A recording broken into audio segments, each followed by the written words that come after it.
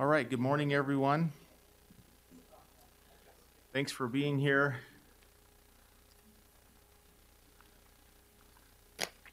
We have a couple of meetings that we need to go through that are short. They only have one agenda item each, so it should be relatively short before we get into our commission meeting. The first one, we'll move into our meeting, which is to review and accept service area number 7. Service area number 7 has a budget or revenue of $1,173,700 and expenditures of the same, $1,173,700. Any questions to that or concerns or comments? Nope. Okay, a motion would be in order. Do we need to do a public hearing on this? We'll do that, no, that's after. But we don't need to do them for Area 7? Oh, that is a good question. We don't have a public hearing, Dave, on, we had it last week. Did we continue it? What's that? Okay, Okay, so we're okay. So we're- We don't have to do another one today? Okay. Okay, I was just checking. that's a good catch, though. All right, I'll move to adopt the resolution adopting the 2018 budget for Utah County Service Area Number 7. And suspending the rules, as we only have 2 commissioners here today, Commissioner Lee and Commissioner Ivy. Commissioner Graves said he has some family business he's attending to, so we're excusing him. I will second that motion. All in favor, say aye. Aye. Aye. That passes 2-0. A motion, let's see. Motion to Is there any adjourn? public comment? Seeing none, Motion to adjourn? I'll second that. All in favor, say aye. Aye. Aye. Okay, we're out of that one.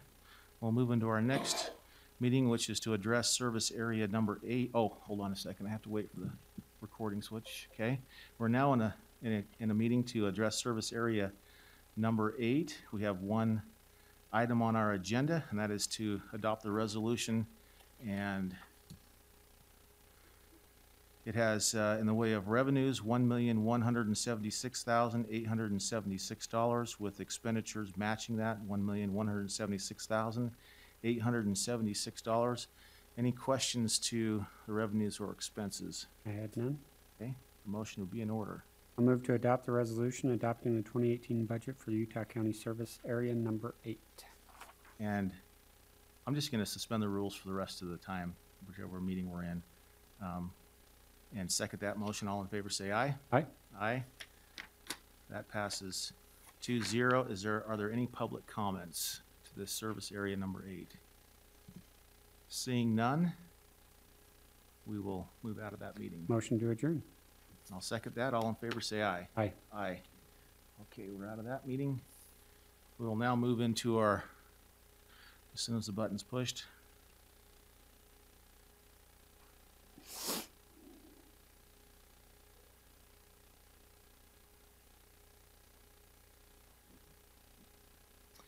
We are now in our Board of Commissioners meeting, and as always, we're looking for volunteers who would like to participate with us in a prayer, reading, or a thought, and also lead us in the Pledge of Allegiance. Are there any volunteers for that? Robert? Prayer? Anybody for the? Darren, okay, thank you.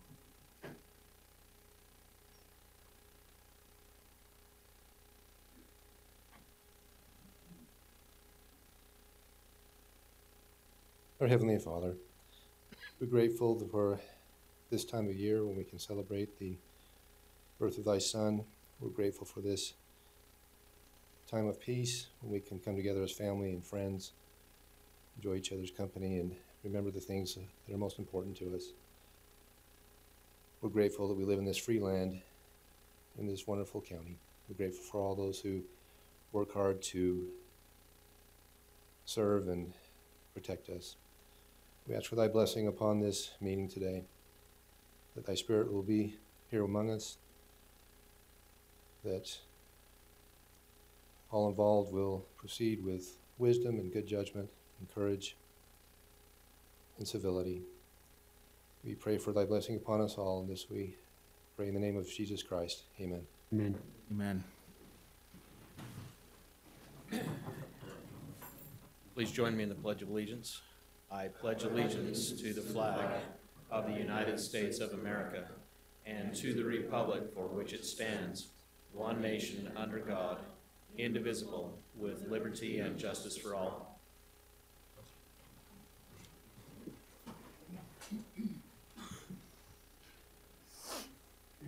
Okay, first on our agenda is a public hearing.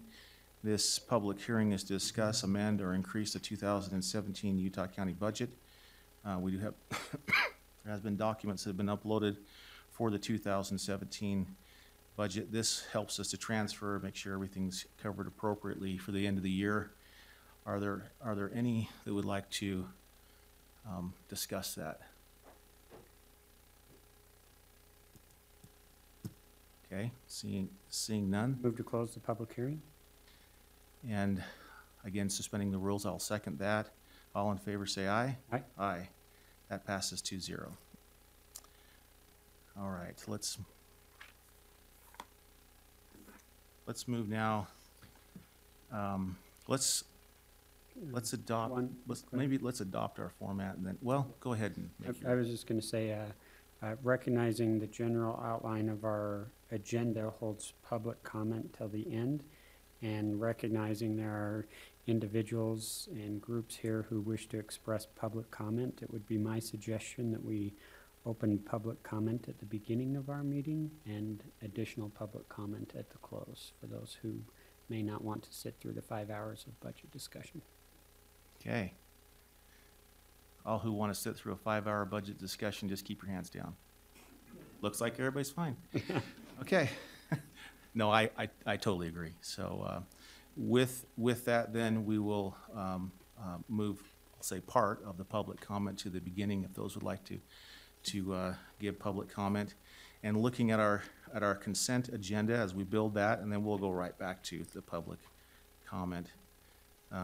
We have on our consent agenda 15 items on consent. Are there any on consent? I did not have any that I want to pull off. I did not have any on Okay, consent. so we'll leave all 15 items on consent. And then moving to our regular agenda, there are 19 items on our regular agenda. Temporarily, we'll move everything on to consent except for what we're going to pull off. And I'd like to see number 8, number 11.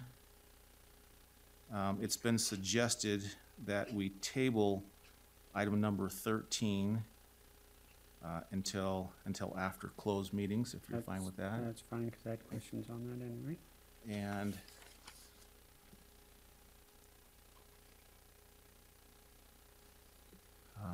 then, of course, is Tom here? Tom Means. Okay. And then, of course, number 17, 18, and 19. Okay. Any others? I had 8, 13, 17, 18, and 19 is my questions, so. Okay, very good. All right, with that, we'll move to a. Move that work session item as well. Oh yes, sorry, I had that on the. Yes. So, on consent, I would table the work session item for, till our next regular meeting. 2 weeks, work? Whatever works. Yeah, we should probably continue that. Continue it for 2 or 3 weeks. I think it's. Okay.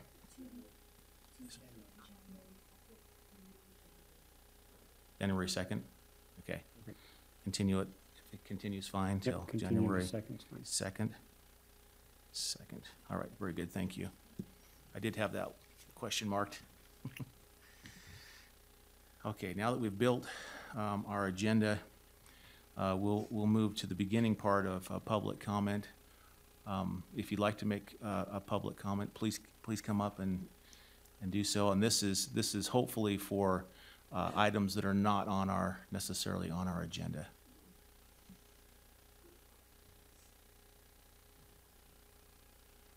Hello, Commissioners. Thank you for your time and allowing this public comment.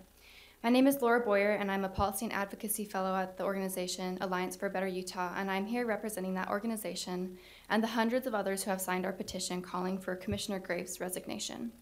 And I would like to read this letter that includes part of the language of the petition. Dear Commissioner Graves, following the accusations against you of harassment and the findings of the official report from the Utah County Attorney's Office, we started a petition calling for your resignation. The petition, the language of which can be found below, has 341 signatures as of the writing of this letter. The Utah County Attorney's official investigative report in response to allegations against you of sexual harassment by a subordinate in the workplace cite that you are widely viewed as a workplace bully, dishonest, demeaning, intimidating, threatening, and explosive. The investigator concluded that you treated the claimant in an unfair, demeaning, and offensive manner, and that your behavior was consistent with the way you treat many other employees of the county. Harassment, assault, and retaliation are not appropriate in any circumstance, and perpetrators of such actions must be held accountable. As our nation continues to move forward in breaking the silence on instances of sexual misconduct, we must all commit to creating a better society. Your abuse of your position of power is unbefitting a publicly elected official. We call on you to immediately resign from office.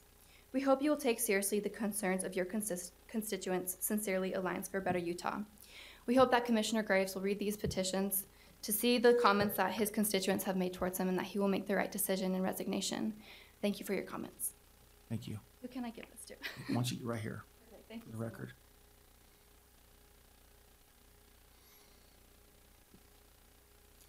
Any other public comments?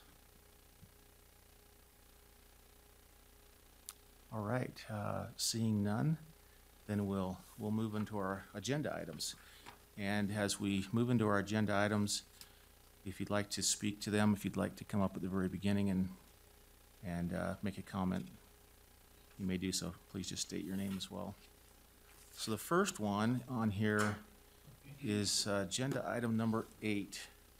This one is to adopt or deny an ordinance to amend the Utah County Land Use Ordinance Section 6-3. It's related to water supply requirements for planned subdivisions. And please just kind of fill us in and go over that. Sure. Yeah, absolutely. Brandon Larson, Community Development staff. The applicant is working on a subdivision application, 4 lots. This is kind of typical development like you've seen in the past, 5-acre lots, kind of small number of lots.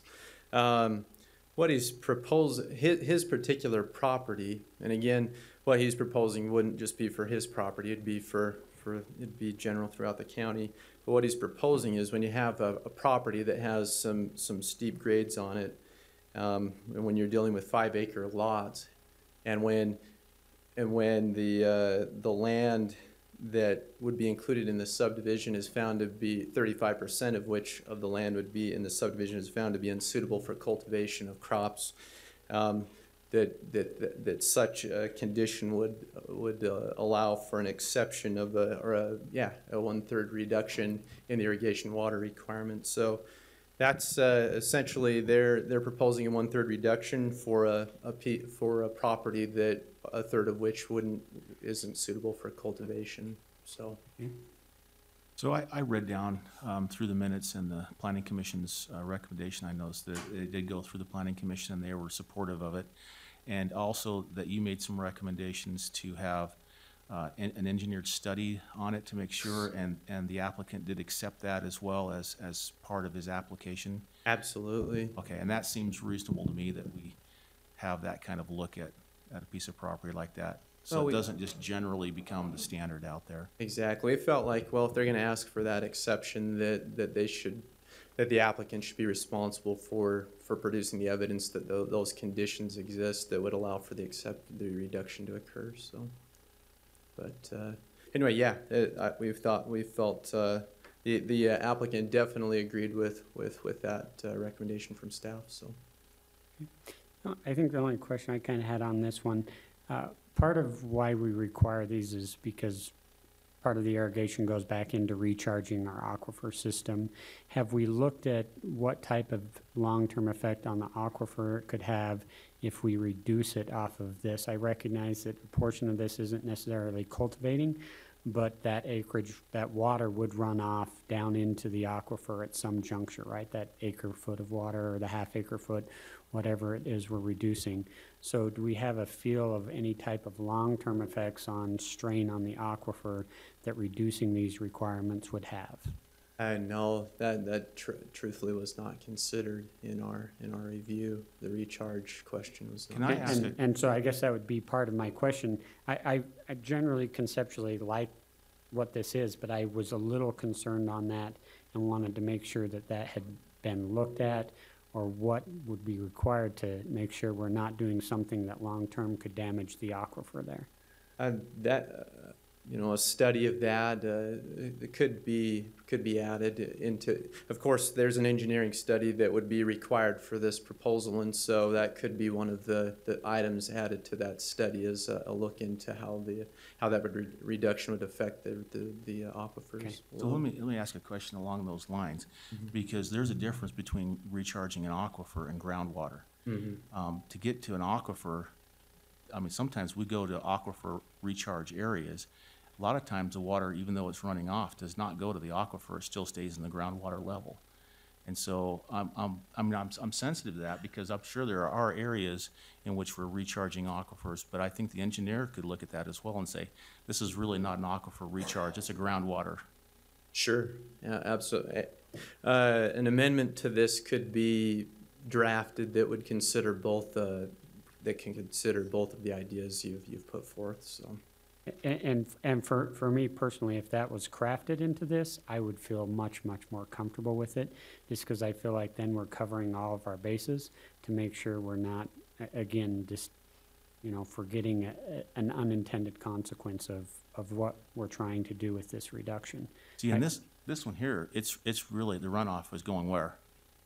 Lake. This particular this one, particular property. This particular property, the You're looking runoff overall. goes into the lake, but recognizing that this is a county-wide ordinance, Right. if we're up in the Santaquin area, just off or Payson Canyon area, Hobble Creek area, where we might have a slope like this that's not cultivatable, but that's actually running off into some of those recharge zones, then I think it's going to have different impact than run off into the lake or run off into a groundwater situation. And that's gonna take a lot more work.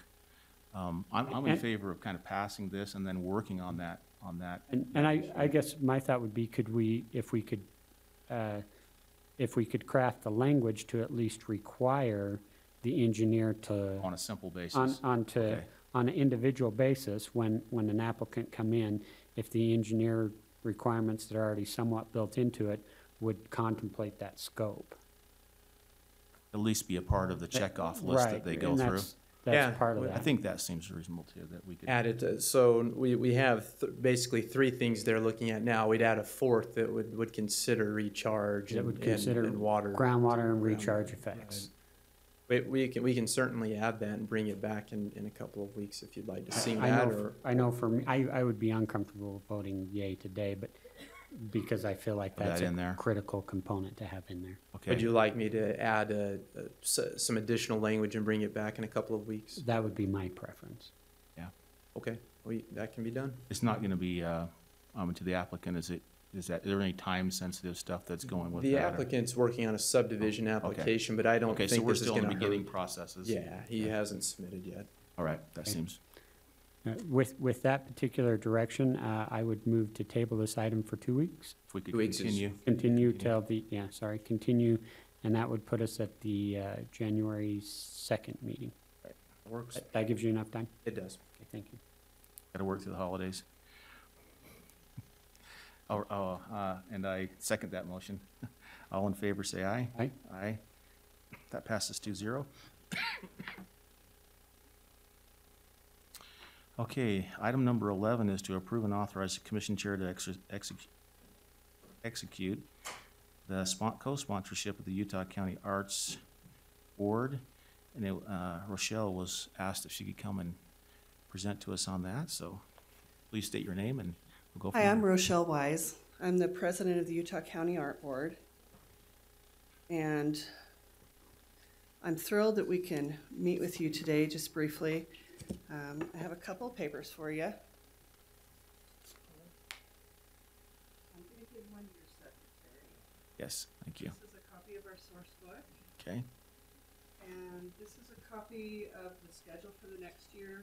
And these are all the meetings it takes to perform the tasks for the gallery. And this is a very brief on the case proposal that Okay. we're looking at.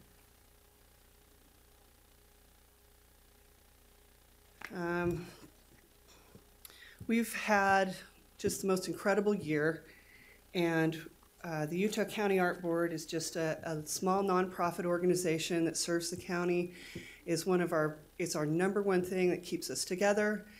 We have the privilege of using your building and your gallery, and we take the privilege and the honor to be probably our number one most protected and desired thing as a charity, and we love it. We have probably 10 to 15 volunteers that give over hundreds of hours every year to help keep the gallery running, keep all the art shows going. And last year we had 12 shows, watercolors, photography, children's show, a children's festival. We had a website put up. We have the source book ready to go. And the source book is an incredible achievement that showcases some of Utah County's most professional artists. And it's an opportunity to advertise and promote the gallery in the Health and Justice Building and the Utah County Art Board. We are this year estimating to raise $2,000 to put out that book to local galleries and various businesses just to assist in promoting various artists. The money we get from the county is presently $2,400 a year or $200 a month. And we gladly accept this privilege again and responsibility again. And if it's possible, we'd like to ask that our contract be considered at possibly $300 a month. And this would bring us up to $3,600 a year. We are a very small organization, and all of the money is allotted back into the service of the community. And we have costs in the following areas. We have art hanging supplies, event permits, charity permits, musicians, award and prize money for local artists, judges for the art shows, professional accountant, advertising and web renewal costs. And we would be grateful to have this slight increase to serve our community a little more and a little easier. The next year, we would like to assist and cooperate with the county in building 2 new museum quality display cases in the front foyer of the Health and Justice Building. And this would be a fantastic way for us to assist and serve the community more. It would help us showcase small sculptures, jewelry pieces, and a whole other venue of artists that we haven't been able to even display. Utah County is full of just amazing artists that we would love to serve. If the county would consider it, we've got the the proposal for the cost of the case just barely started, just submitted to me today. So our board hasn't even seen that yet. It's kind of my feeling the county is going to end up owning the case because they're going to be 2 huge museum quality cases with really strong glass that can't be broken into. And so the county will own those cases. I would ask, I've been thinking over quite a bit because the county is going to end up owning the cases no matter what because it's in your building. And so I would propose that the county cover possibly 2/3 of the cost and allow us the chance as a small nonprofit organization to see if we can get sponsors to cover the other 1/3 of the cost that will help us grow as an organization. And the money will be donated over to the county and the building if they would allow us to go ahead and run the cases after they're developed. We'd be happy to get some better pictures and some better photographs and schedule with you at a later time when you have more time to possibly discuss the cases. But that's a brief for today. And I wanted to just also ask you too, are you happy with how things have been running? And if you have any other specific requests to make it known, because we love serving the county, and we love working that gallery, so, thank you. A couple of comments, and thank you. This is fantastic. We'll have to have more conversation into next year on some of this.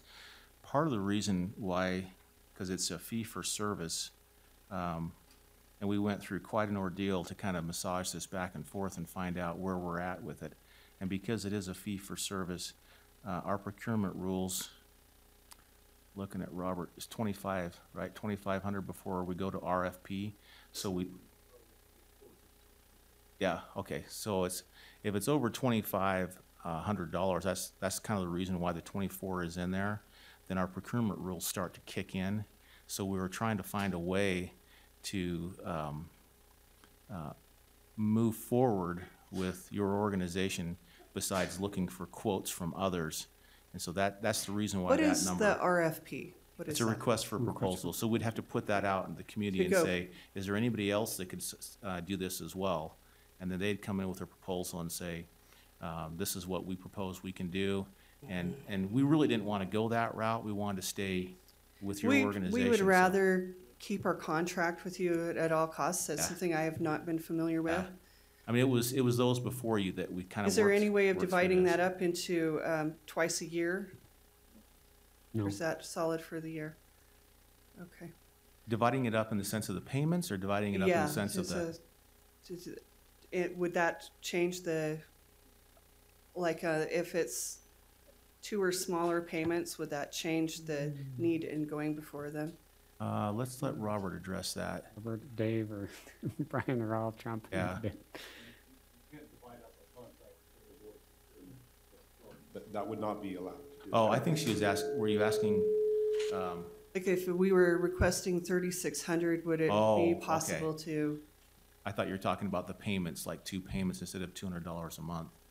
Because I think We you're asking for receive this it in one all check all for up the front. whole year. Yeah, Yeah, and Yeah, we okay. just budget it out very, very carefully. yeah, we can't divide that. I don't know if Okay. Robert wants to speak to that. Well, we'll be happy to serve you still for the 2,500.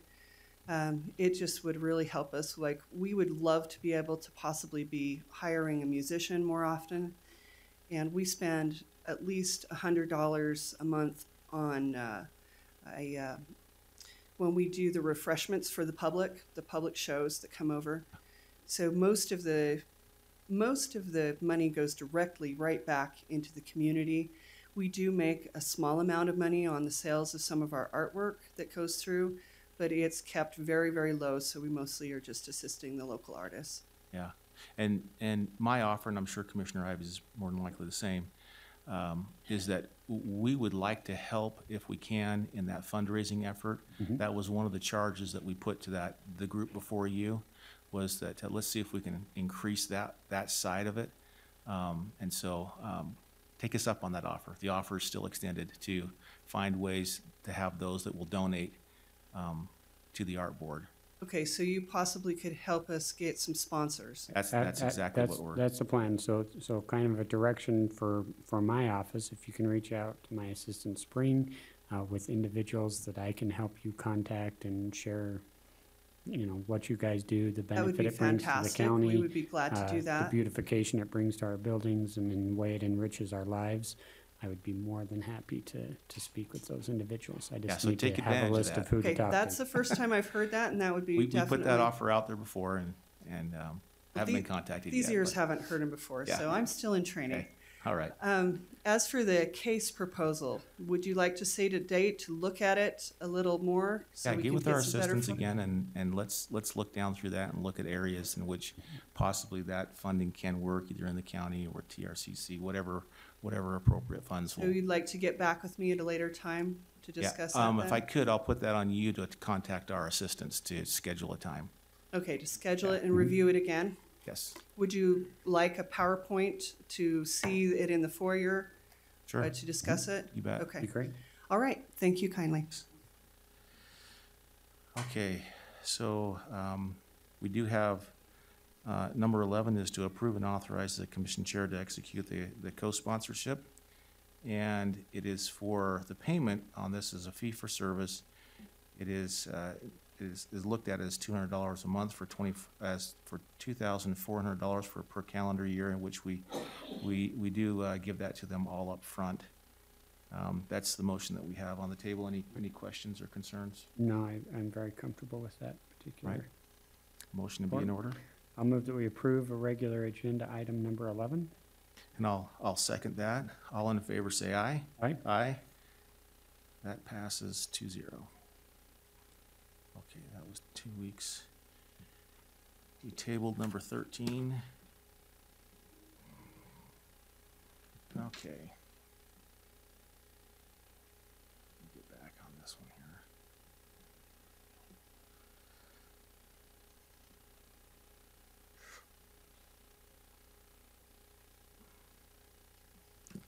Sorry, we've got a lot of papers for the next couple. So number 17 is to adopt a resolution approving the 2018 budget for the general fund and other budgetary funds of Utah County, Utah, and it's been continued from December 5th and December 12th to today. We have in that budget as proposed a final budget of $86,246,114. Included in that is our projected revenues of $78,769,229, and also included in that from some of our discussions last week is the $6,700,000 that we discussed last week in there. I'm comfortable with that number, the 86,246. I would propose that we adopt that number and then work down through some of the concerns, the ranking. We had a fantastic work session meeting in which we went down through the rankings for that $6,700,000. That would be my proposal, if we could accept that number and then start to back through.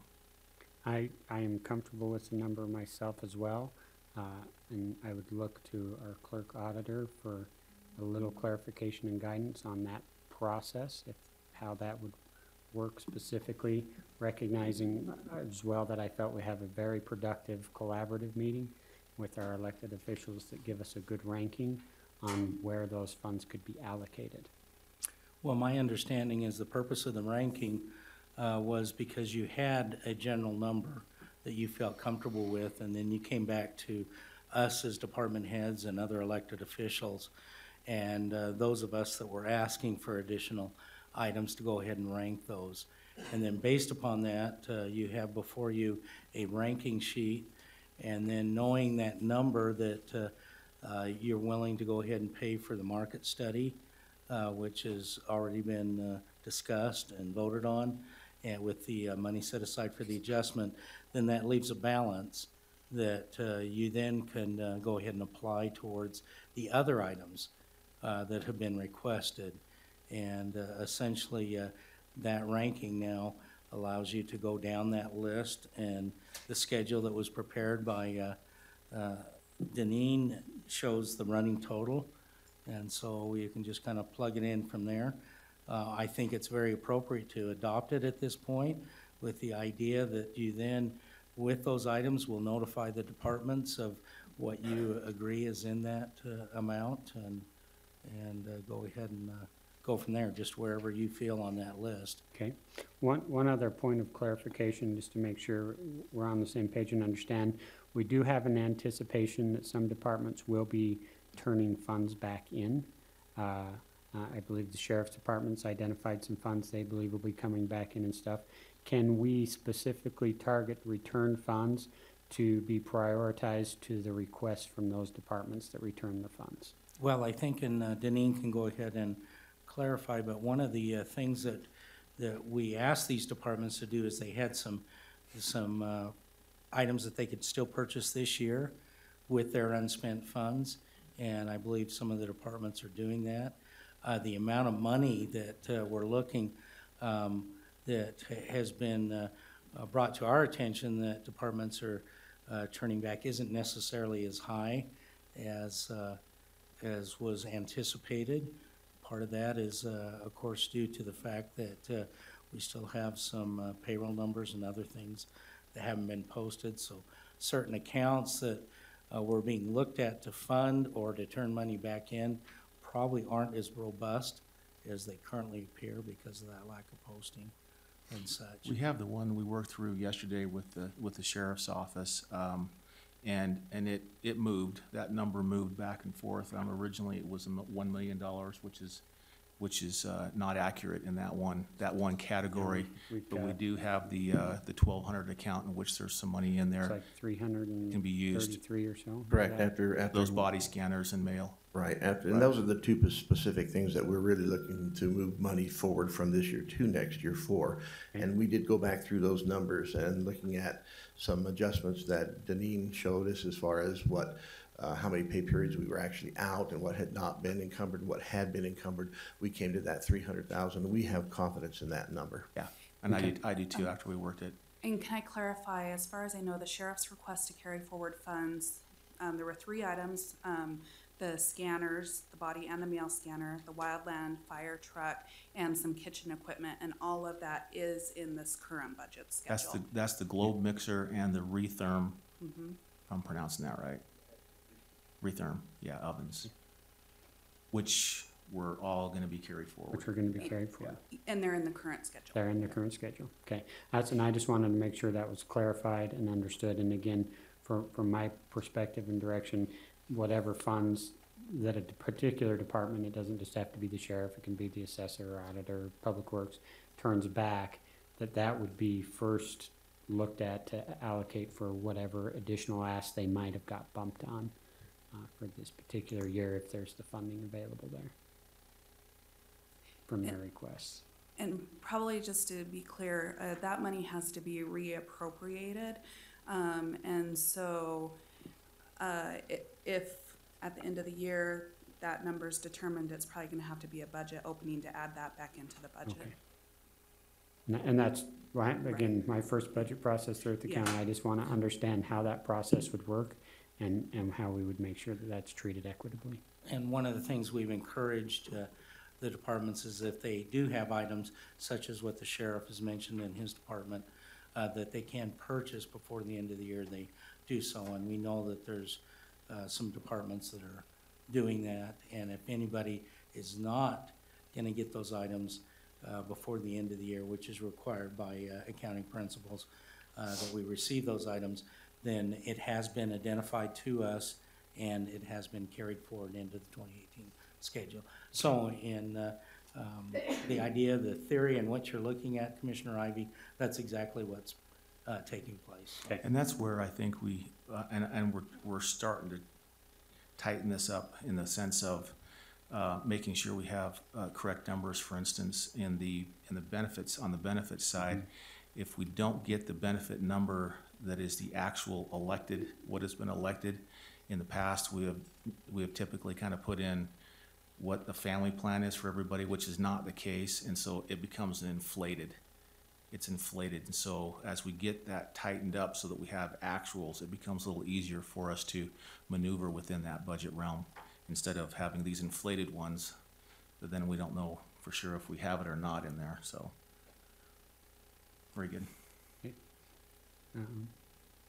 I don't have any other additional questions on that.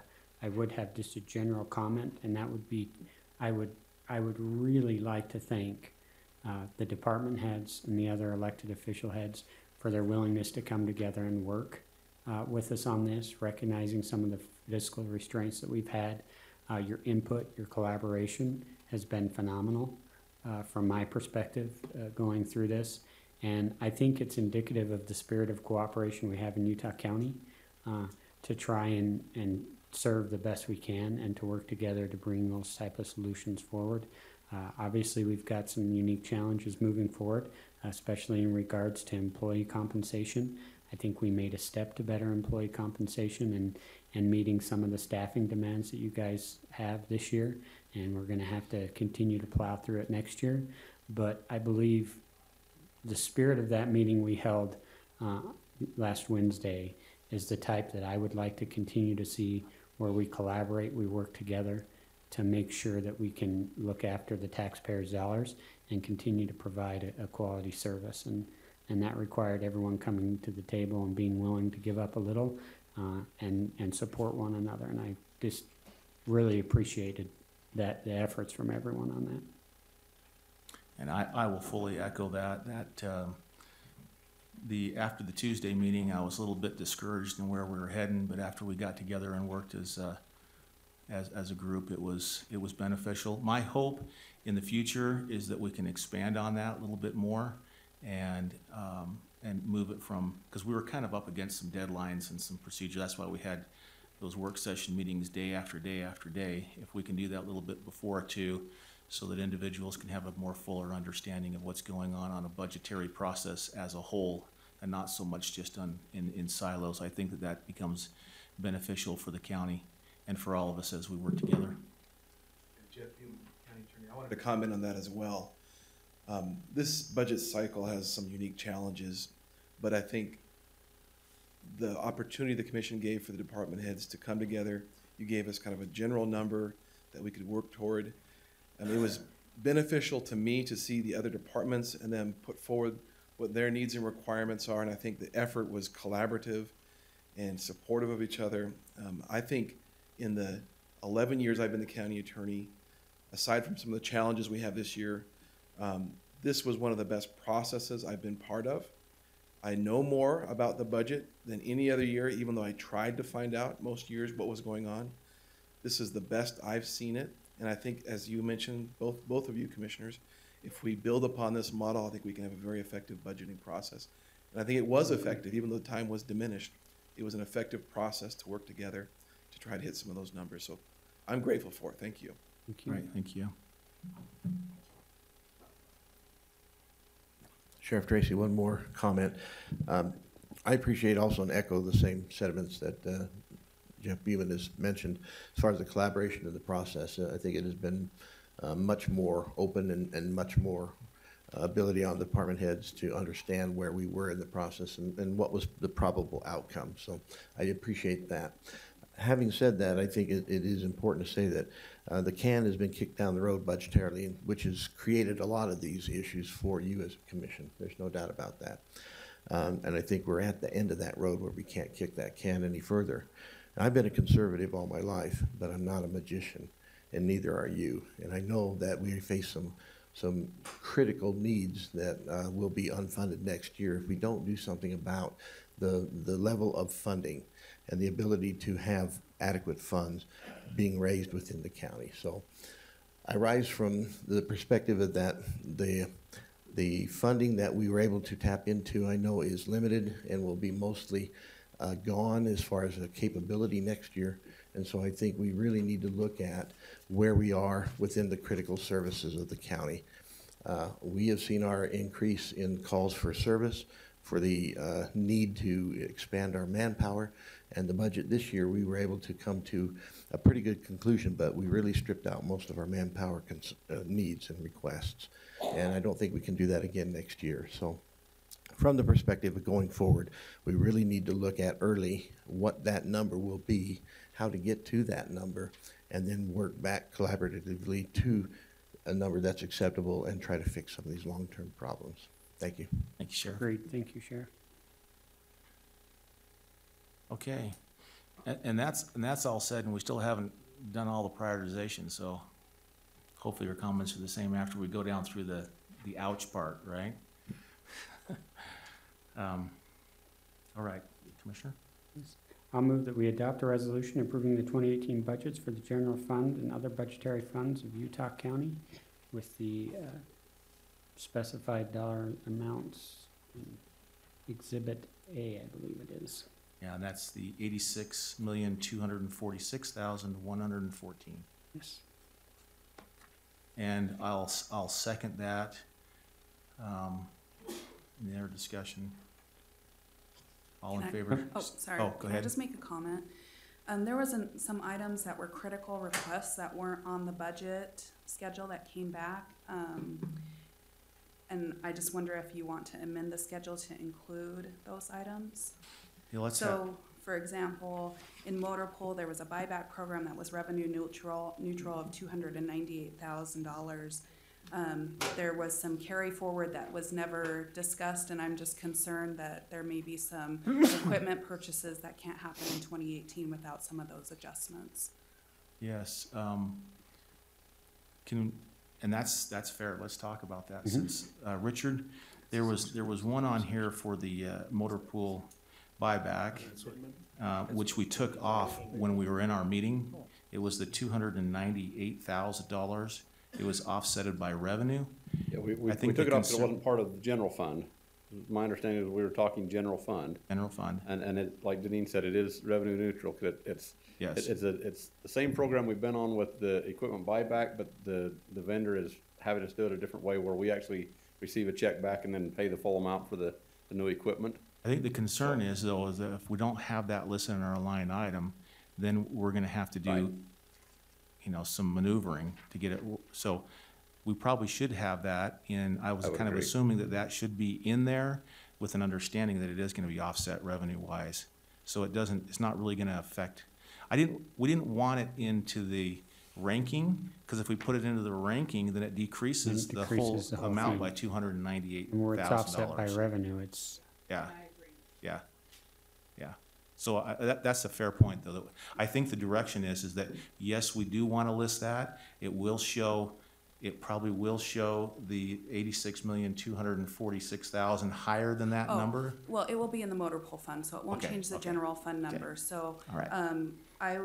So I can amend the schedule to include that. Then there was, several things in radio that also dropped off the list, and I just am not clear if they dropped off the list because they weren't a request anymore, or they dropped off the list because they were outside the general fund. That was it right there. That was my understanding, is our discussion last week was general fund specific. And so we've taken the things off that were not general we're not fund. general fund. It was not that we were dropping the request, it's that they were not part of the general fund, so they wouldn't be part of the number that we were looking at for the general fund. And I did have a conversation with the telecommunication people on this radio, and they put a 3-year plan in place. I think it was either 2 or 3-year plan in I think place. it's 3, And if I remember about correctly. 400,000 a year, roughly. It was like 3-something in Yeah. there that seemed to make sense as we're moving towards that P25. Sheriff, they talked to you guys about it as well, didn't they? Okay. Yeah, so I felt comfortable with that. So it does need to be, it can't drop off. Okay, the whole $1 million, because No, that will. It's No. between 300,000 and 400,000. I don't remember the exact dollar amount. I Yeah. don't have it with me, but Okay, There's like a 3-year plan that they developed for it. I asked them, I said, the $1 million is gonna be a tough chunk for us to go with. Right. They can live with and move as long as they're moving, because they're only getting $20,000 in the past per year, and that was just not keeping up. and then, motor pool also had semi-service carry forward that wasn't on any of the requests, but Dan Gibson had mentioned something about that those vehicles may not come before the Yeah, end of I the don't year. know that one. those are the two Mack trucks that we talked about a month ago. That when they got here, we had ordered them correctly when they came from the vendor. The transmissions were wrong, they had to send them back. Oh, But they were ordered and purchased in 17, but they were wrong. We actually won't take possession of them until 18. but that's a roll forward. Yes, they were Okay. budgeted in 17. And so you have to get with Deneen on that to make sure And it rolls forward. Did Dan already give you that number? It's 172,000 Okay. almost. Yeah, that's the roll forward one. Yep. Okay.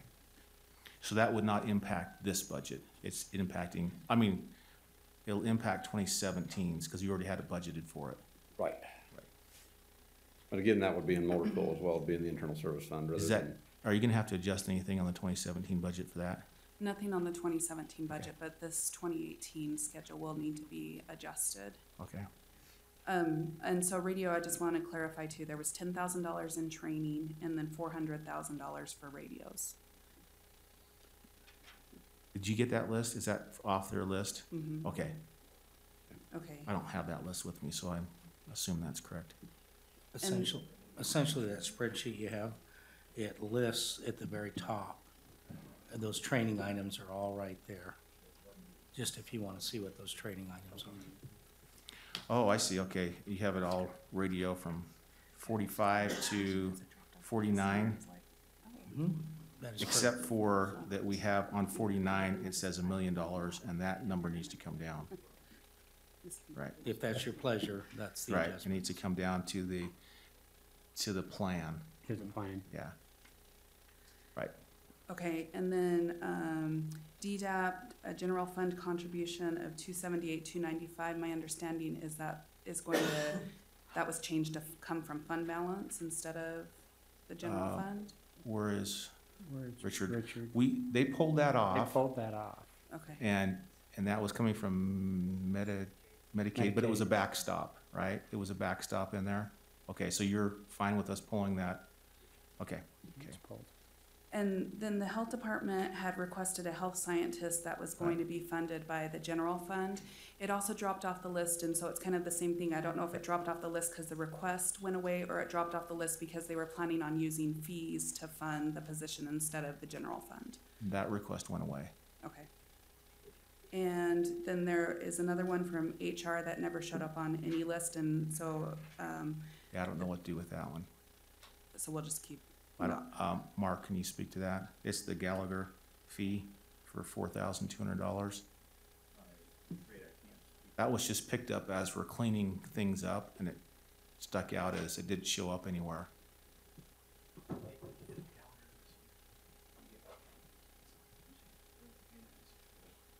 We're not seeing it in the budget, we're not seeing it anywhere, and that's the concern. Sorry, I'm pulling Yeah, up. let's, wasn't that this year we needed to pay that fee, 2017? Dave, do you know? I thought it, because our contract ends with them, right?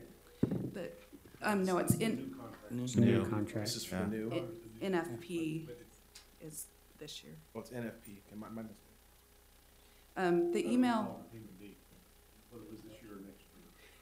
The email from the HR director said, $4,200 because Gallagher has a not to exceed for 2018.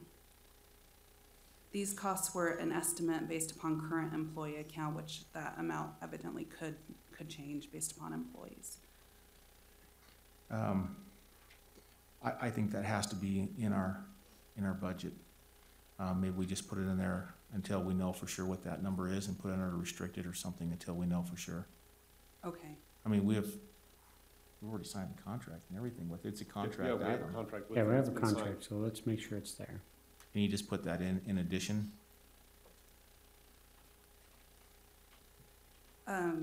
so do you want to increase the fund balance from 6.7 million to 6,704,200?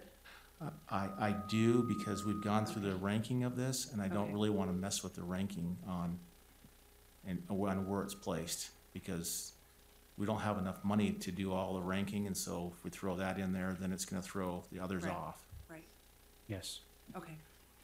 I'm fine with that. So can I summarize how the existing schedule needs to change just based Absolutely. upon what's been Yes. talked about?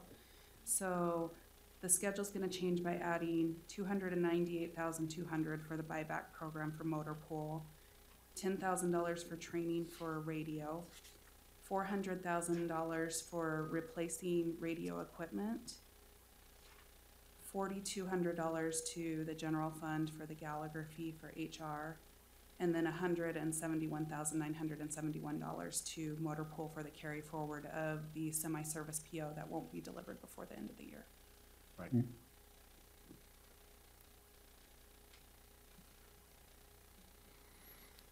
Okay. Any other questions for Sorry. you? No, no, No. don't be sorry, you're fantastic. Oh, Any that's other great. questions for us on that? Tracy again. The question that we had is, and that we're not sure of, is of the, if you adopt the 86 million, some odd, the 100,000 budget, about how much of that additional asks do you think that will cover? Because there's about a $4 million in the additional asks roughly. Do you know how far that will probably cover? I do. So that turns out to be, and Deneen can kind of walk us through the numbers of how this number came about. It's $3,225,894. Right. Okay, thank you. Yeah. So that's kind of the next That's the step. next step. Unless I also, I also want to clarify that all the requests, once the funds were separated out for the general fund, were $4,059,578. So it's all but about $830,000 of all the additional requests can be funded. Say that again, because I don't know if I quite followed where you're at there. All of the department's additional requests from the general fund Right. were $4,059,000. Right, $3,225,000 is in there to fund those requests. So Right. all of it's funded except about $830,000. Right. There's Yes, okay. $830,000 that we're gonna Can- have to cut can- out of that. can you run through how we got to the $3,225,894? Give a breakdown of how that worked? Well, it's basically just a plug figure. The revenue was adjusted based upon, especially assessing and collecting was the big adjustment for recording fees. And then based upon last week's meeting, I put $6.7 million incoming from fund balance. I received numbers from HR for the fixed dollar benefits. And then I calculated the 3.2% change for COLA plus the change in the percentage benefits like Utah Retirement Systems, 401k, and came up with a number and made those adjustments to the department's budget for personnel. And then whatever was left over, that's what came to the $3.2 million. Yeah. Just for additional numbers, the general fund impact for the 3.2% COLA plus related benefits was about $1.2 million. But there was about a $700,000 adjustment that had to be made to benefits just to get them to an actual level. As a side note, I think that number might still be a little low because the number that I received from HR did not include benefits for new hires. And I'm not still sure if it included benefits for unfilled positions, so that number may have to change during the year, at the end of the year when the budget's adjusted. Right. But that was But about that's not 700. gonna affect what we're doing here. Right, exactly. But that was about $700,000 that had to be added to the budget to That would just be an accommodate those adjustment at requests. the end of the year if we find out we're a little short on that. Right. Okay. And so with that, if you look down the list, that $3,225,894 takes us approximately to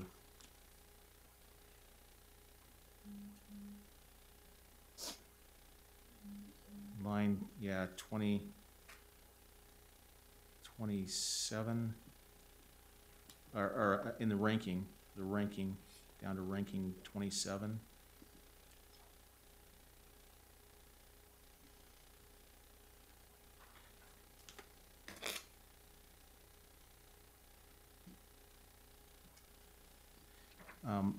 I wanted to have a conversation on one item that we discussed back and forth in our ranking process. That one has to do with the market study for senior council, Jeff. I know we went back and forth if that should be in that $1 million section or if that should be in this one. And let me kind of work through some of my logic, and then you can poke holes all you want at it. Okay. I would prefer that one be included into our $1 million ask, so that we can increase this by the 25,000. And the reason why is because we didn't allow any of the other departments to put that kind of a request into the additional funding. I know on assessing and collecting, they also have promotions and others, and I think that those also should be included.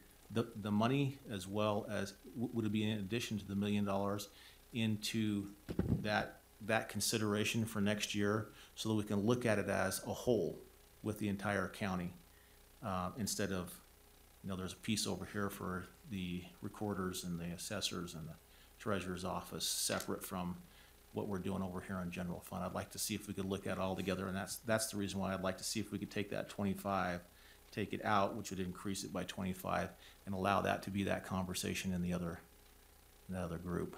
Yeah, that's okay with me. The only question I would have is that $1 million that we set aside for 2018, is that general fund, or is it also the assessing and collecting? Because if we're combining, in other words, could we increase that with the assessing and collecting? That's where I would like to see because we already have some figures from assessing and collecting in the way of promotions and others, and I'd like to take those numbers and add them to that $1 million so that it would be more and have a comprehensive look at the entire county for the deficiencies that we have. Yeah, my concern is that just being one or the other, so I'm okay either way. Yeah, we'll have a mixture of both. Yeah. In there. Is there, So I'm happy to do it either way. okay, My preference is that it don't get, I want it to happen one way or the other, but right, either way is fine. yeah. Just for cleanness, I'd like to move it over there so that, because we didn't have the other departments putting all theirs into this as well.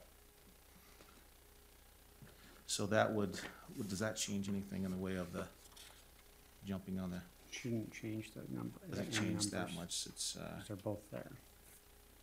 this puts it, this is at 3,250,000, which still takes us down to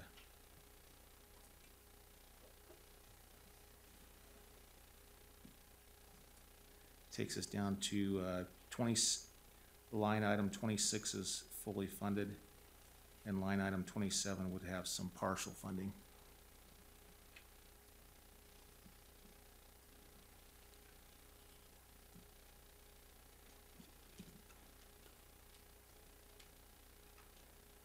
Okay. Any other comments on that? Mhm.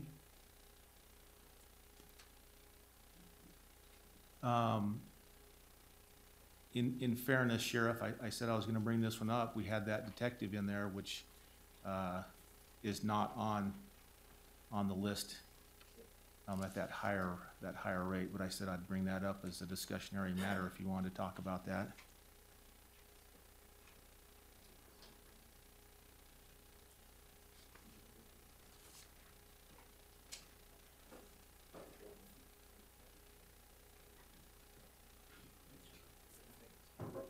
Sorry, can I jump up real quick? Sure.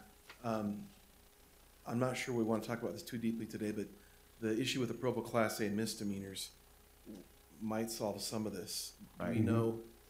That one's gonna be put in restricted, because we don't. Right, It's, but we may not need the money. Right. Any We're- progress on that? No. Yes and no. Because we ran out of time, that's the only reason. We didn't, but I would say there was, I would feel very comfortable saying there was significant progress made yesterday to improving our overall relationship and Absolutely. solving multiple issues with Provo City So Just specifically, we did not have that conversation, but I because of think, time restraints. But there were several very weighty matters that were worked through very Sure. efficiently. I would note that if that goes into restricted, but we were able to resolve it, that money would become available. That to would be become repurposed. available, that money would become available to be and repurposed. I think there were some in restricted too for the sheriff, didn't we have some that was, Within the 63 asks or within, well, there was the overtime for transportation, $100,000, which you were asked to be in restricted, right? right? But it needs to show up somewhere. I It's gonna assume. show up, it's, Uh, no, the- that one's actually, that one actually drops.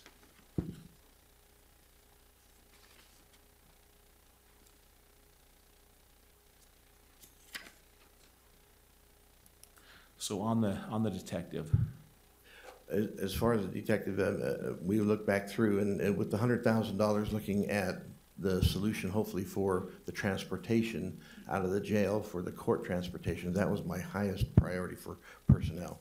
The next highest down one was an increase in the detective.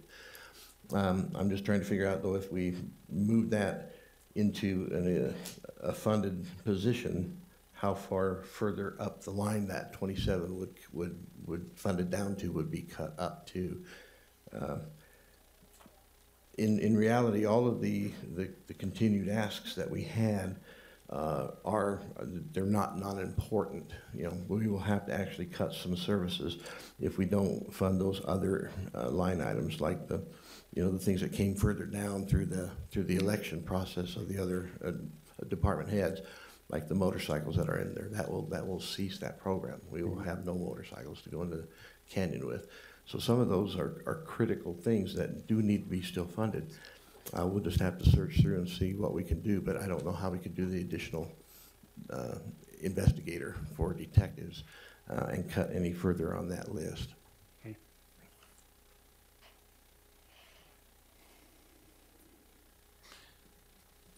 And again, I'm gonna reiterate something I said last week, and that is that the budget process is a starting process. I'm seeing this as a starting process for us. There should be, some ability for us as we go through the year to massage appropriately. Okay, I'm feeling like that's gonna happen. I agree. Okay. So does that give you enough direction, Deneen? Yes. Okay. Moving to the assessing and collecting.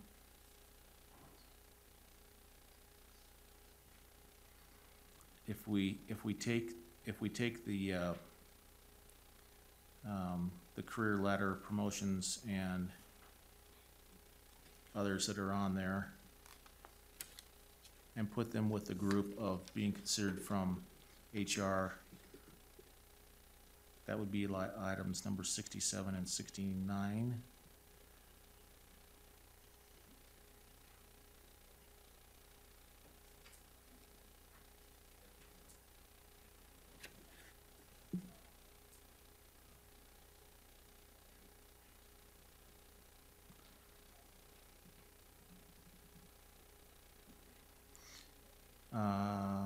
Now we have on here, let's see, that's not true. I already knew about those. And then take, Can I clarify one thing that you said? sure, The $100,000 for, Darren Durfee, sorry, Sheriff's Office.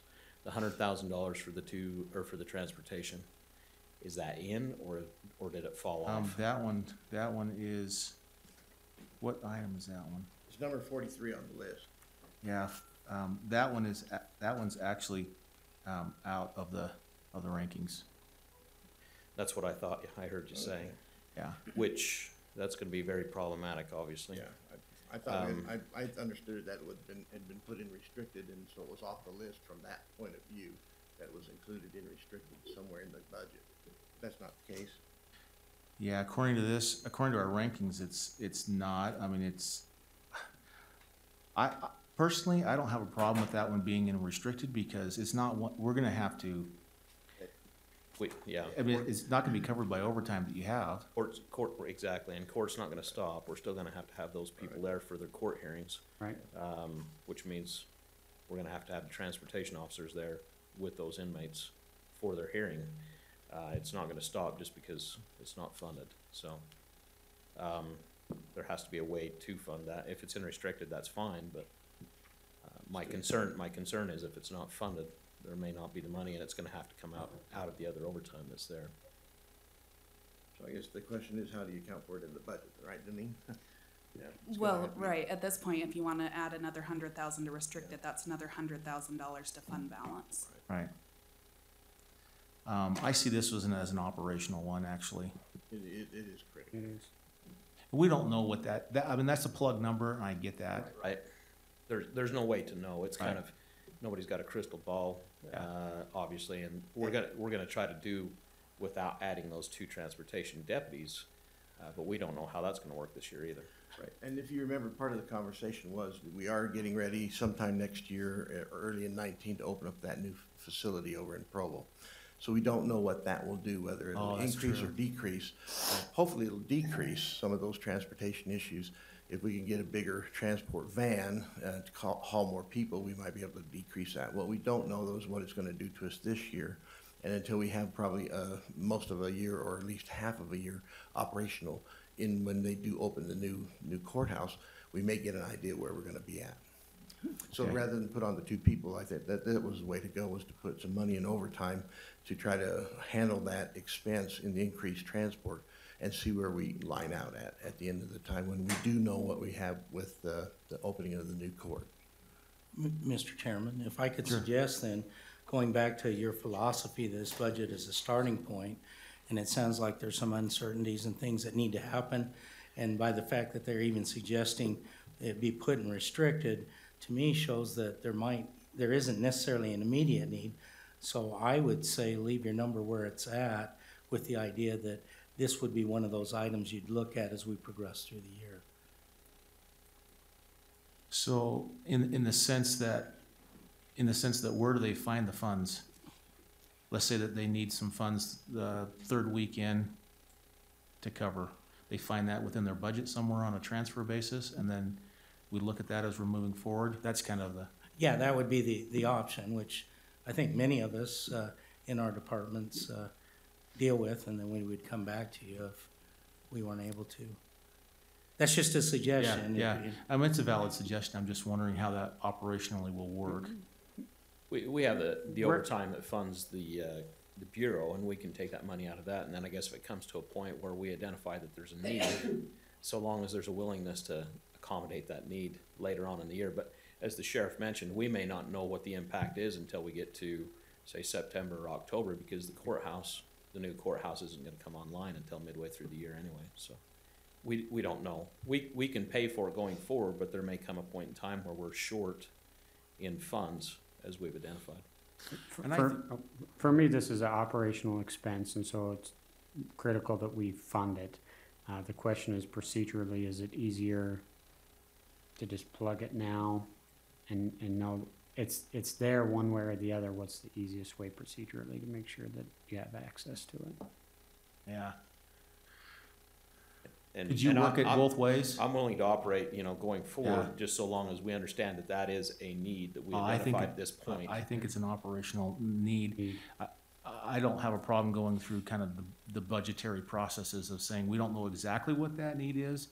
And so as we work down through it, communication, so that we know that we're getting to a point where, I mean, it's being used. Yep. Could work. Sheriff Tracy again. And you never know. I mean, we may end up in the same situation this year where we are, where we'll have overages because we can't put people, haven't been able to hire people, and we have excess in our 1,000 accounts, 1,200, 1,300, whatever. So there may not be a need to move more in there, or it could be run at a deficit knowing that it'll be covered. So operationally, there are many ways to do that. Just for the purposes of conversation, we may need to come back for some of that. If we go forward with what we've got in the overtime now, we can take it out of there. Okay. And at some point then look at that, whether we deplete that, then are we gonna go forward depending on when that time of the year is that it gets depleted, to either run in the negative or to look at the offset and put more money and open up the budget. Right.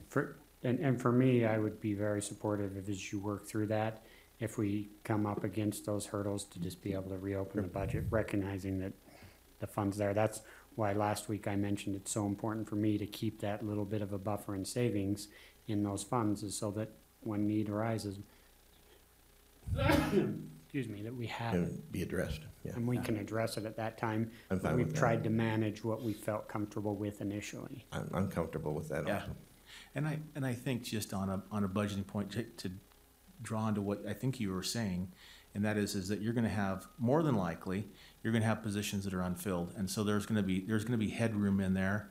The past has always been really hesitant to look at those funds for anything. That's correct. I think this commission is saying, those are for staffing purposes, and as long as we're using them for staffing purposes, why don't we look at that and identify that as we're moving forward? So if we have that headroom, we should be able to fluctuate within there. And then if extra needed is needed, then we'll address that. And at some point, if we ever get fully staffed, then that will go away as an option. Right, Yeah. now, and then, Yeah. And I don't know when that may be. It hasn't happened in 16 years. So. Okay. Can I just, Merritt Fulmer, HR, just clarify with Deneen, you mentioned, that you added the 3.2 COLA in and talked about the benefits. Just want to clarify and make sure that you did account still for the annual step increases for those who are eligible. I used the numbers that were provided by the HR office back in August, which included the Step increases. step increase, and multiplied that by 3.2%. So Okay. yes, it should include Okay, the step that's what I increase. was thinking, but I wanted to make 100% sure. Okay. Thank you. Thanks, Merritt.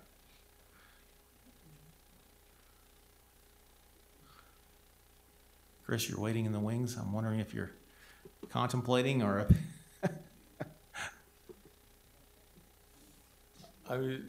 I just came up to, we started talking about the 290 budget. yes. And I just wanted to make sure everything was cleared out of 100 before I came up. Okay. You were talking about the market study, though. I had added several lines in there from the market study because they were on the original spreadsheet. One of them was labeled additional 290, which I'm not even clear exactly where that was going to be allocated, but we don't have a problem with removing those because for the past several years, the surplus has been actually budgeted in.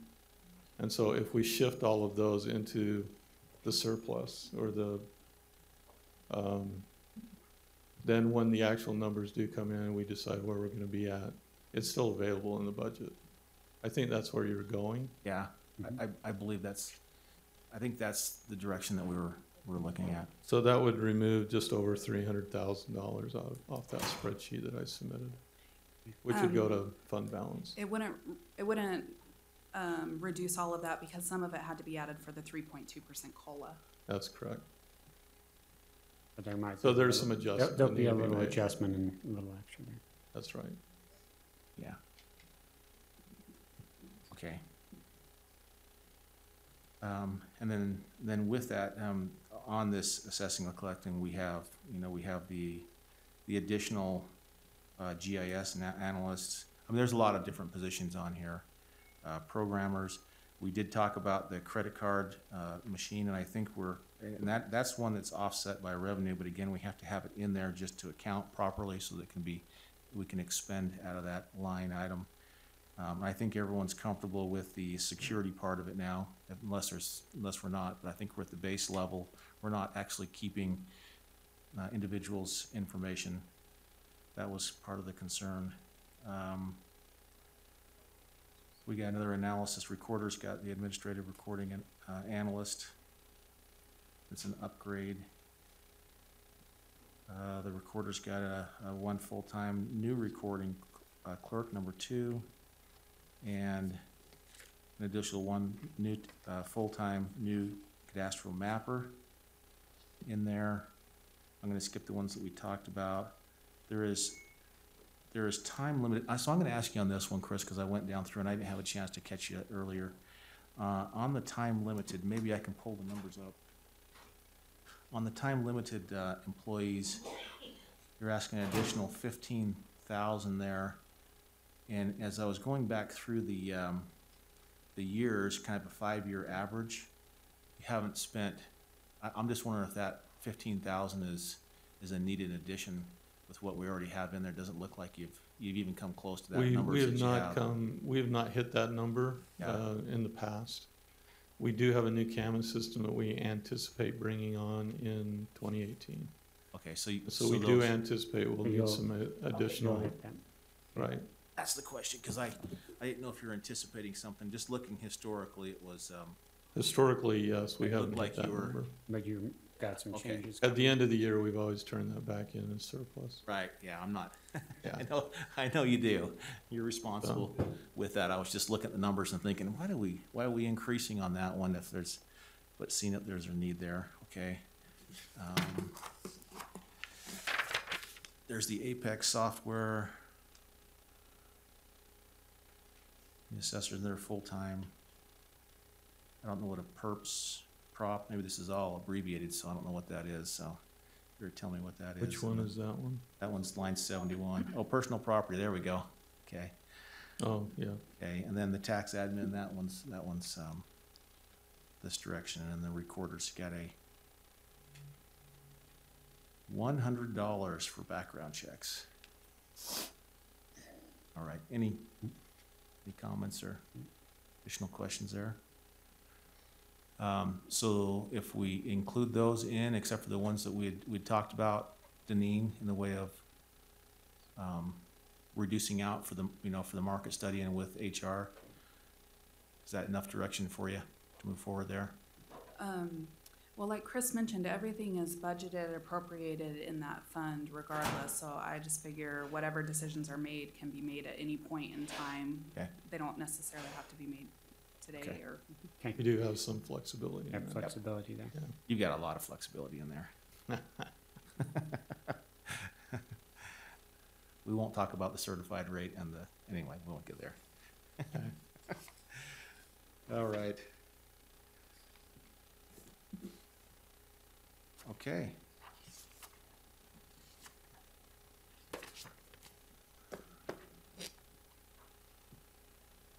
Hello, gentlemen. Kevin Cortez, Utah County Fire. We had a few questions, becoming aware of what was funded and what was requested, and Okay. maybe we can get some answers today out of that. Jamie's run some numbers, and I'll let her explain those. As we looked through where the wildland fire requests got ranked, we saw that they were down below the unfunded amounts, where it falls into the 47 and the 57 in the bottom of the accounts. The WF account is a revenue generating reimbursable account. All of our money for that budget is generated by our hand crews and our engines traveling over the state, sleeping in the dirt and doing fire orders that we then bill and get reimbursed for. This year, our wildland budget was $1,197,948. And we have year-to-date billed $1,510,494, creating a $312,546 surplus. In addition we still have 2 engines that have been on 2-week deployments and are looking at it getting extended, so that revenue has not quite even stopped for the year. And yet, our request for $275,000 was ranked at the bottom.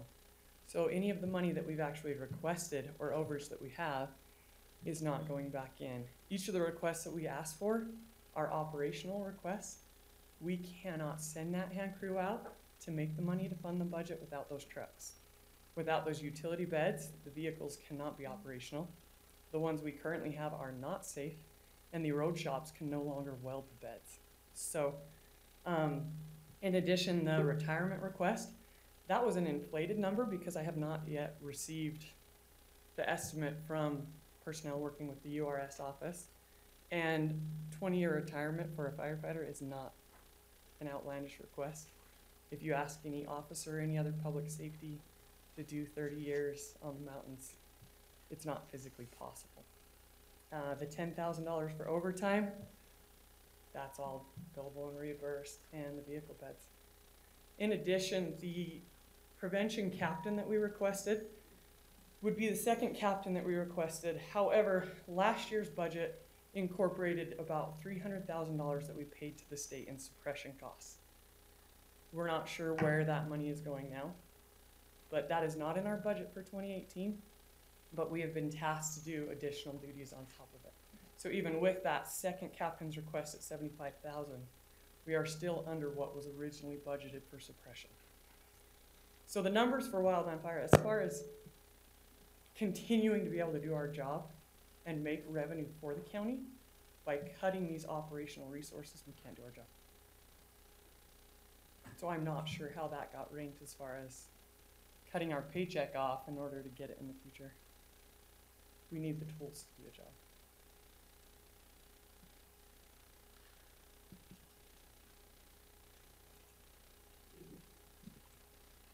I know there was discussion on the URS. I think the sheriff was involved with Cami on that. I'm not sure how that worked out. There was some discussion on if that was even, you have to be listed as a fire department. I can't remember the whole discussion, and I didn't follow up with that. We sent a notification out. We actually met and had the Utah State Fire Marshal's office, the Utah State Fire Marshal, Coy Porter, all it takes is a Google search. Our Utah FDI number is 49019. If you Google Utah Fire Departments, you get Utah County. We are a recognized fire department with a fire chief. There was a response that I also put together that I forwarded to the sheriff, and the sheriff also forwarded to you gentlemen too, so you should have that encompassed with Utah State Code, everything that defines us as a fire department, and that in speaking with the fire marshal personally, that we qualify for the 20-year safety firefighter system. I thought that was all clearly lined out. Okay, I know there was some discussion back and forth, and I did see your email on that. I didn't have any follow-up from that, but anyway, that was a discussion. The one fire truck and the bed was in this year's budget, which For the came out. carryover for the prevention. The carryover for the one.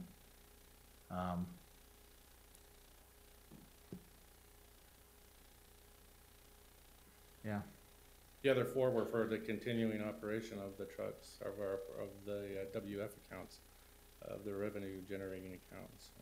Without those, we lose, you know, really it comes down to half the program, but even by taking out that half, it's gonna take out a third to 2/3 of our in-county, what we're able to provide here in county and the offsets. And those are things that we've talked about in other meetings, how we pick up most of our supplies and our folks from the revenue accounts, utilize them in county, and it helps to lessen the cost of the in-county. On the revenue generating side, Deneen, are those numbers, are they accurate that we're running down through? I think that's probably looking at the expense side. Just in 2017, the revenue was budgeted at $1,397,948, and I mean I can see that there is $1.5 million that has been billed, so that is a higher number. It's just not as high as the $400,000. Yeah, we have, that's why I said the 2017 budget was 1.1. The numbers I got from Amy, that the 2018 was the 1.3. Those numbers are 2017, $1,397,947. Those numbers we got, but I think we that may still, be the expense side she's looking at. I don't know. So we're just, it's kind of what Commissioner Ivey said earlier, as far as if there's overtures or expenditures or revenues that come back, requesting those to go back into the programs they came from so they can continue to operate and provide that service and gain those revenues in the future to keep the system going. Not even having it, and this we talked about in the previous commission meeting, not even having it at $1 for dollar is not what we're asking for. It's just operational expenses to continue operating and continue adding back into the system. We're definitely putting money back into the general fund, and that's clear. I don't know. I guess it's frustrating to see this coming back in, and the efforts that's put in. You know, and our vehicles are 13 and 14 years old, repaired to where duct tape is, you know, going to be our next sponsor. What do we do with these things? And these requests, these aren't new requests. This isn't something we put off. These requests go back years and years and years ago. For the utility beds? For everything. The utility beds are multiple Oh, the years. Captain's brand new. Well, no, I'm just saying, Yeah. we've been asking to replace these things. It was never intended to replace all 4 vehicles at one time. We'd always hoped to pick up 1 here, 2 here, so it's a slower, smaller amount of money. But in that case, even with our bigger engines and apparatus, things have been put off by different commissions year after year. So now we're left with a bigger price tag this year, and it's also hitting us at the point where can we continue to safely function? So, and this is a question from the numbers you're sharing from your 2017 contributions. It sounds like there should be some money there to at least get us to the 3 utility truck beds. Like in the sense of a carryover, so Right. if we have that this year, then why didn't we purchase it this year or roll it over into next year? I mean, that would be the logical question. That's kind of what I'm asking, so I'm asking for clarification here. From the numbers that you've quoted here, it sounds like you're billed out and there should be money coming back into us. Why can that money then not be either carried over or used this year to, at minimum, purchase the truck beds so that you can continue to send these crews out? It's a fair question. I'm just looking for clarification there. And I don't know, that's the part of the issue that we never know our numbers till near the end of the year until fire season is over. you know, what our final, what our final income is. So it's hard for us to get any of those numbers into the budgets as it starts in August and September, because our crews are out until, well, they're still out, right, this year. So we don't know what those final numbers are, so it's hard to have that conversation based on that. But we should be able to get some sort of projected in there. But it sounds like we have a projected based on what we've built out, so why can't that money just be earmarked and carried over to purchase those truck utility beds? That's. Yeah. I don't know. I mean, it sounds like it, from what I've just heard, and someone correct me if I'm wrong, they've billed out, the 1.5 million or whatever it is, which is above their expenses. So when that money is collected, when we get the check from whoever we billed, why can't that money be carried forward, earmarked, and then put in specifically at minimum to purchase the 3 truck beds? Because we're saying 1.3 and 1.5. So that's like, that could almost, technically, it could almost fund the 3 particular asks, the overtime, the utility truck beds, and the prevention captain. True. But that's, so I'm asking when that fund And I money guess comes that's a in, why can't decision it just based be? on historically, where's that money gone? Back into the general fund or? Well, yeah, I mean, that's a policy decision Right. the commission has to make, because do you want the revenue crews to generate a revenue to offset the cost of fighting fires within the county? Or do you want that money to go back into the program to generate more money? I mean, that's totally up to you. I mean. Well, I think it was originally discussed where they were to generate money to offset in the county.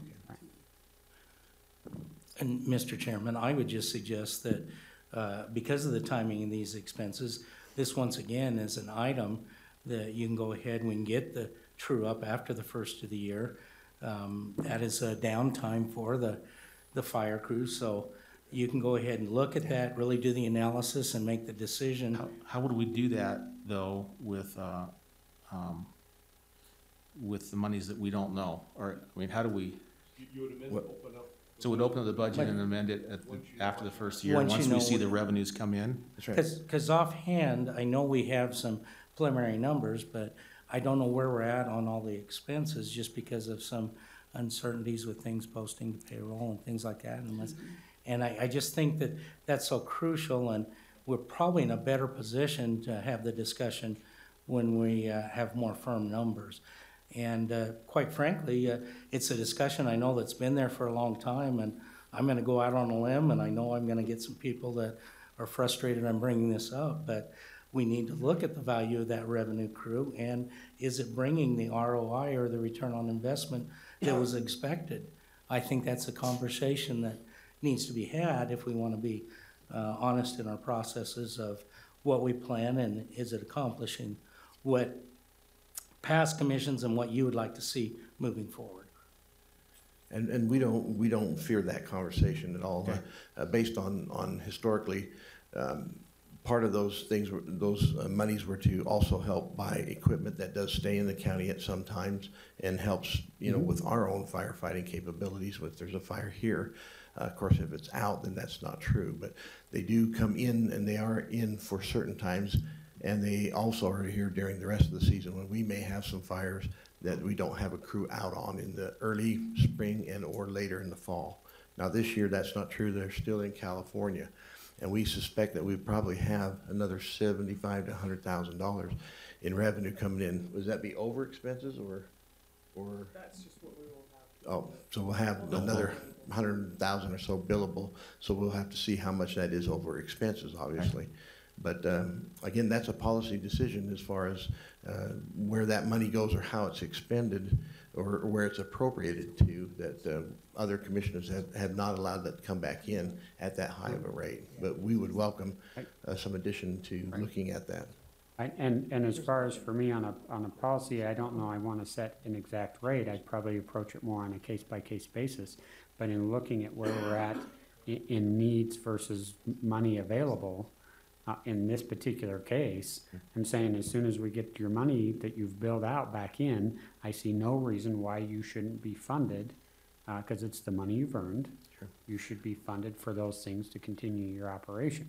And On a policy principle basis, that would be how I personally would feel And that about would not that with impact this it. particular wildland fire situation, recognizing your needs. And that's why I mentioned I'm gonna go at it case by case, because I think that you can evaluate it on that Sure. particular status. And as a policy matter, if that's the way you choose to elect that, then it won't impact the general fund if those funds don't go in there. Right, Obviously, it will impact the overall revenue that you would have had, but it will be something that if you don't put it in the general fund, it won't affect the general fund. Right. I also have that thing that was sent to you, if you want another copy of that. On both regards, we can, Kevin can be named a fire captain, which is required. That's just a title change, and does, our chief, excuse me, wrong service. And then we are listed as a fire department inside the state's recognized fire departments. We have a fire department number, and that has been for many, many years that we are a fire department. So those two things on the personnel side for the qualifications. Well, I think we should look at all of them, you know, as we see the revenues coming in that way. That way, after that comes back and the dust settles with it and the fires are gone and we've got everything taken care of, I think it's appropriate for us to take a look at it. All right, and I would assume, what, February maybe? I don't know when those buildings come back in. Okay, so sometime near the end of January or 1st of February, we should have Those should be yeah, paid we should and have, trued up. yeah, should be trued up. Okay. Commissioner, just one, you made a comment on the utility beds about possibly buying them the end of this year. We physically could not have them here before the end of the year. Just as a clarification too, the trucks are planned for rotation. You know, the old ones will be sold, the new ones will be bought, but the new ones are just a cab and chassis. Right. So without the utility beds, then the new truck isn't operational for the fire department. That one's already taken care of. No, the new that's one. what these, well, that's what these. The three are the beds. Right, but there's 3 trucks that are already in the motor pool budget for next year that these 3 beds would go on. That you're saying that the old beds are no good, they're falling apart. I don't think there's even beds on the old trucks, are there, in the pickups? No, it's just a pickup bed with Yeah, so we don't have an old utility bed to even transfer to the new truck.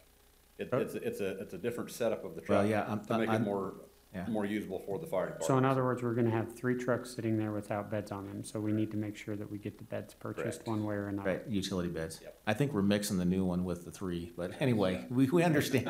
I think, so for that's perfect clarification, we're gonna have 3 trucks that we need to plunk beds on.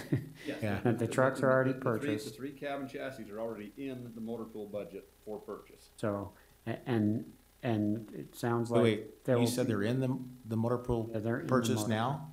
In the purchase. 2018 motor pool budget, the 3 trucks that those utility beds would go on are in that motor pool budget for 2018. The beds would be separate, they'd need to be funded separately to go on those trucks when they get here. Why didn't you just get them Why with the didn't beds you already just do them on? all together, but that, whatever. Keep your eye on Can I just clarify? They're in the budget to be purchased, but we have not committed or made a purchase yet. Right, Yes. Hey, thank you. Yes. but they're needed. They are. Again, and another benefit, and something that should be noticed too, is that the full-time staff, excluding myself, I'm paid off of basically the county budget and contributions from the state, whereas positions such as Jamie and 4 others are revenue positions. Those revenue positions, though, are serving in county year-round in all aspects of the sheriff's office. We can go on and on with the benefits of what the WF, the out-of-county, and I'm not familiar with that term, ROI, what is that? Return on investment. Return on investment, and my understanding was, initially, when the program was put in place, and I think it was before you were involved, Kevin, correct me if I'm wrong. No, you're wrong. Okay. But I put it together with Bruce Hymas, and then originally the intent was it was gonna be more of an enterprise fund, where those funds were secured and then would go back into helping to basically fund that program, and that's where it was supposed to stay. Yeah, and I think the targeted amount was somewhere around the 15% return would go back in. And so I just think we need to look at, are we meeting that rate of return? If we're just barely breaking even or doing things, I think that's a conversation the commission needs to have. Right, and that's a separate conversation from, I think, what we're talking about here, but we can work through that part of it as we get these numbers back and see where it's at. And to be clear, the 20-year retirement is part of that discussion. It'll all be a part of that discussion. Okay. Thank you, gentlemen. All right, thank you. Okay. I think we're kind of at the end of this, aren't we? Is there anything else needs to come up, Brian, that you see that we haven't talked over? Or Janine, Commissioner?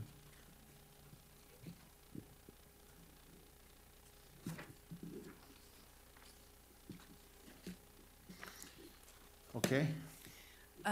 I did upload a new schedule to the agenda system that has those changes that were talked about with radio and motor pool. So Okay. if that's the schedule that you want to use to approve, it includes those items.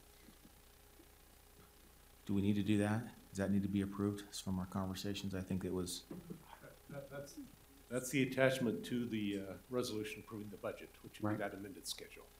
okay. So, So that is what you will be I amending. thought we were talking about, Right. and then amended. Correct. So we already did this one. and now we're doing the so, amended. It would be an because amendment to that. technically I actually have a motion on the floor.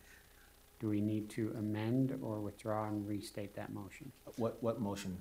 I had a motion to adopt the budget about Oh. an hour ago.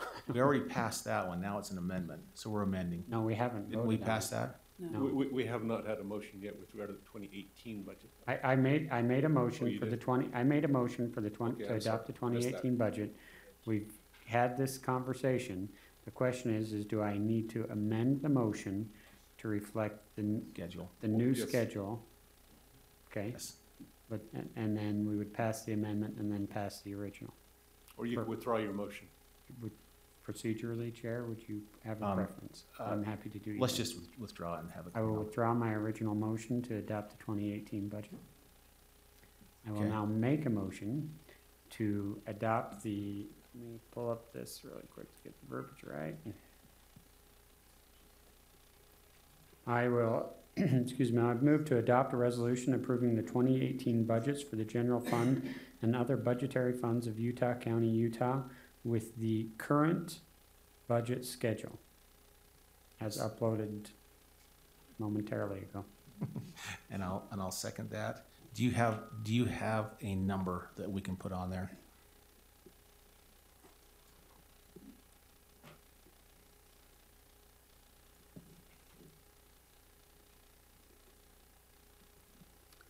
So the general fund number, it should have just gone up $4,200. It's $86,250,314. Okay, thank you. I'll second that. All in favor, say aye. Aye. Aye.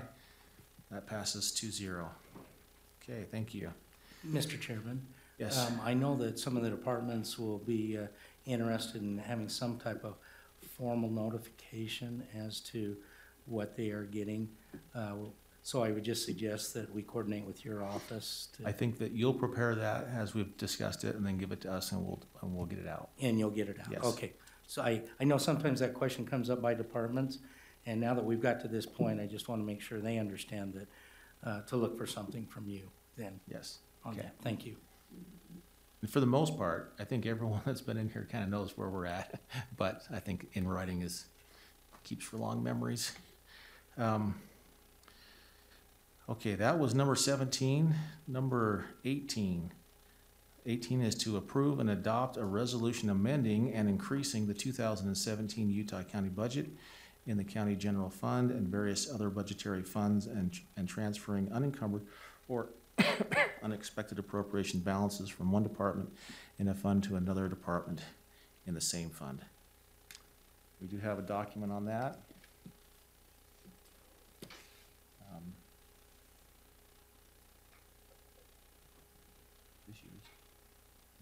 No, you can use that one. Okay. Okay, so in 2017,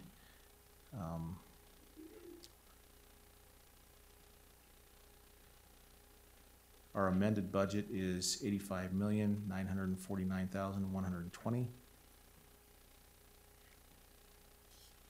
That was from our general fund and revenues. And the expenses on there to balance out is $85,949,120. So that does balance. Any questions on there? I do not have any. Any questions or, okay. A motion to be in order then Move to that we approve and adopt a resolution amending and increasing the 2017 Utah County budget and Utah County General Fund and various other budgetary funds and transferring unencumbered or unexpended appropriation balances from one department in a fund to another department in the same fund. And I'll second that motion. All in favor, say aye. Aye. Aye. That passes 2-0. Last on our list here is number 19, and that is to approve a notification of canceling the December 26th commission meeting. Any concerns with canceling the meeting on the 26th? I don't see any. Don't see any as well. All right. And Motion so to be in we're able order. to pass a budget today, we can do that. Yes, we can. I'll move to approve the notice of cancellation for the Board of County Commissioner meetings for December 26, 2017. And I'll second that. All in favor, say aye. Aye. Aye. Okay, that is approved, or that passes 2-0.